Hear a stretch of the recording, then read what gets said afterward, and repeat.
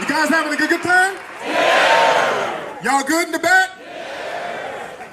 Coming to the stage now, ladies and gentlemen, one of my good partners, financial expert, the creator of Your Black World News. You already know.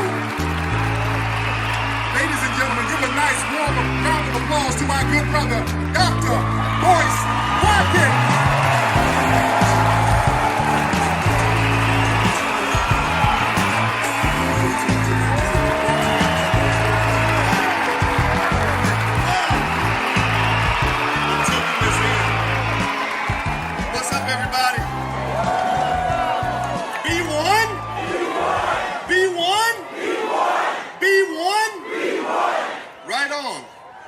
Okay, let's start with the obvious.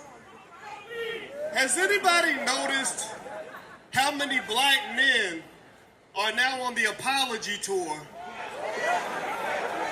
Apologizing for tweeting, apologizing for who their friends are.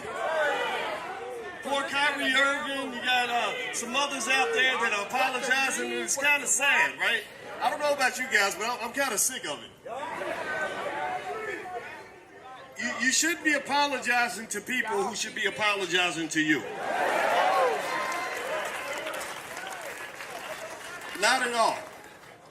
Now, I was thinking about this. I had some interesting conversations when we had the All Black National Convention on Friday night.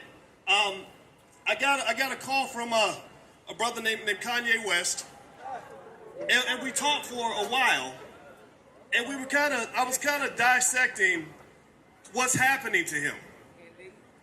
We were sort of breaking down, and I think he was listening. I was explaining, look, this is what you're dealing with. This is not a matter of right or wrong.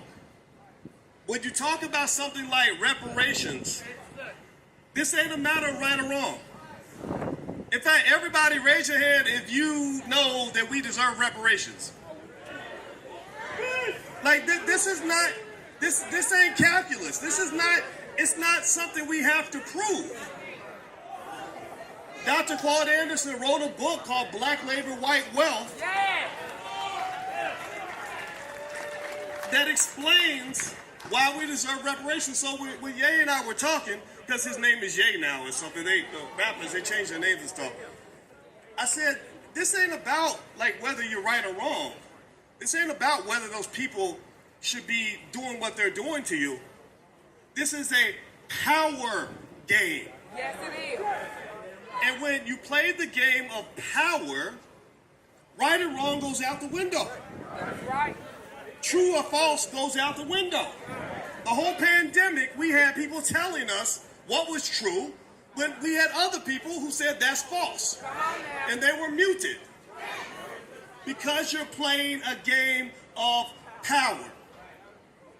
So at the end of the day, just to finish the part about celebrities are not important, but I want to make this point. I said basically what they're doing is they have put an economic embargo on you. They have declared economic warfare against you. That's right. They're doing to you pretty much what they tried to do to every black man, woman, and child for the last 400 years.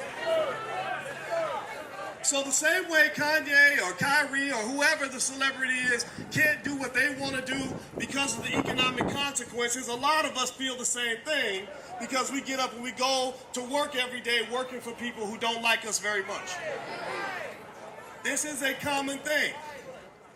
So let's get back to that word power. Power is defined in the book Powernomics as the ability to pursue your agenda despite the opposition of others. Say that. Power is not the ability to do what you want if white people will allow it. Power is not the ability to do what you want if everybody helps you. Power doesn't mean that you have allies that are going to get you there. Power is the ability to pursue your agenda despite the opposition of others. Say that. So we are going to run into other groups that are going to attempt to use their power to mute the truth and keep you from getting what you want.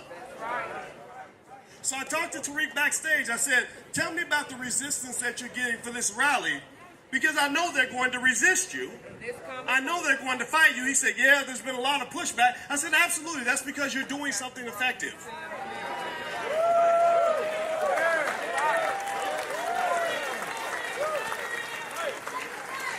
The only black people who get no resistance are the ones who have submitted to the system.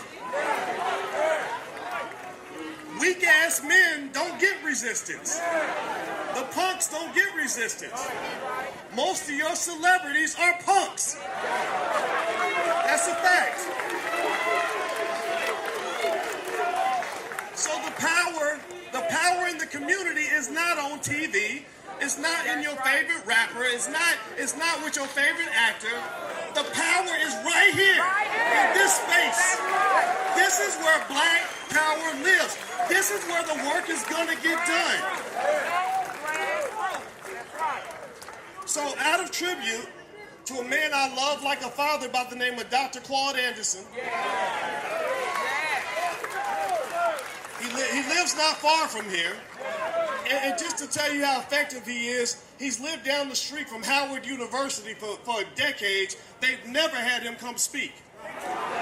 They've had a long list of anti-black people speak, a whole lot of weak Negroes from Hollywood speak, but for some reason, the greatest economic thinker of our generation, he just slips off the radar.